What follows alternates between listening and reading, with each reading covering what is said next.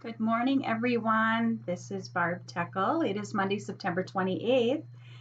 And this week, I thought it would be fun to go to the dogs and talk to the dogs and see what messages they have for each of us this week and a message for the week.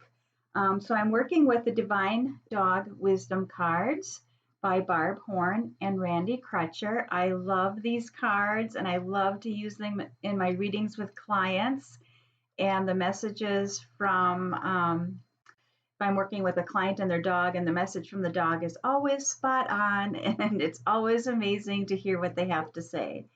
So you are going to be able to pick which dog you want to hear from this week, and that is going to be your guidance for the week of September 28th as we move into this final week of September and into October. So you can pick either card one, card two, or card three, and that is going to be your specific message for the week. All right, you ready? So if you picked card number one, the card says resistance. What we resist persists. And isn't that interesting, and how true that is? And I'm sure you can think of those moments in your life where it's usually a lot of times it's something that we look back on and we say to ourselves, if only I had just taken care of that right away instead of going around it or trying to avoid it. And when we try to avoid something and we try to resist it, that's where the pain and suffering comes up, right? And we can't seem to take a step forward because we're resisting what we know in our hearts that we need to make a decision on, or we need to make a change, or we just need to surrender and let go. So if you pick the number one, this is your card for the week. Resistance, what we resist persists. And as you can see, the two dogs are tugging on that frisbee, and we know that one of them is going to get that frisbee eventually, right? So the sooner we can accept what we need to accept, and anything that we're resisting, we have a fear about, right? And so often when we look back, we can see the blessing or the gift in that particular thing that we were resisting. If we had just opened ourselves to what the gift was, we could have moved through that much more easily, right? So there might be something in your life, if you pick number one, that you have been resisting, that you're being called to take a look at. So if you pick card number two, this is so cute.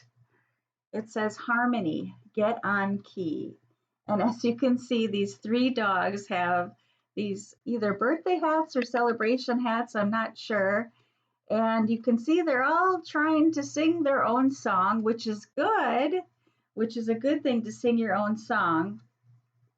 But sometimes, well, perhaps this is a message that maybe there's something you're collaborating on with someone right now, or a group of people, or you're in a group and things just aren't going as well as you would hope, and everybody's got their thoughts and opinions.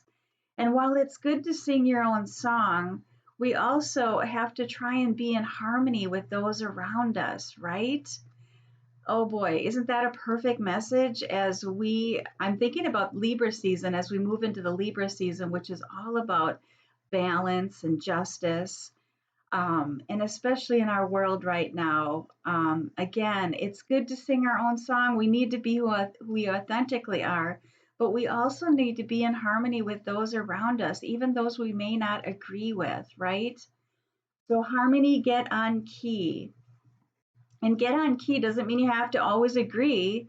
It just means you have to have respect for what, somebody else thinks, and maybe just open yourself to that perspective as well. So if you pick number two, it's harmony and get on key.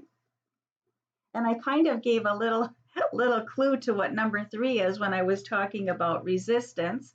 So if you pick number three, it's surrender and let it go. Isn't that adorable? Look at that sweet little dog. And sometimes we take that so seriously. We hold on so tight to something that we just feel, so strongly about, or something that we think is for our highest good, when in reality it's not. And sometimes we just got to be silly. We just got to, get out into nature or just play, and surrender and just stop being so serious about life. I know I raise my hand and I can be just as guilty of this. But again, surrendering and letting it go. There are certain things we can have control of, and there just are things we cannot have control over. So the sooner we can surrender, the sooner we can live with more joy and more peace. And I feel like there's something else here too to share. Surrender, let it go. Let me just look at this little guy or little gal. I'm not sure which it is.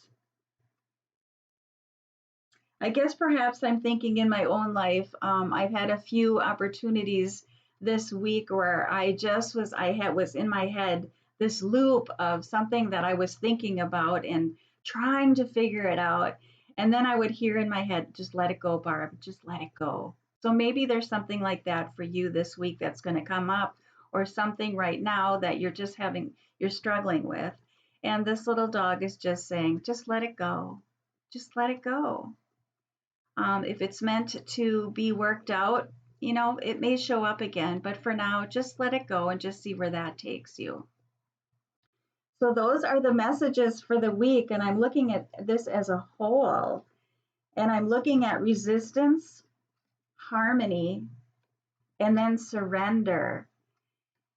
And isn't that interesting? When we let go of the resistance, and we learn to be in harmony with those around us and within ourselves as well, it's a lot more easier to let it go, isn't it? Just to surrender and let those things go that no longer serve us.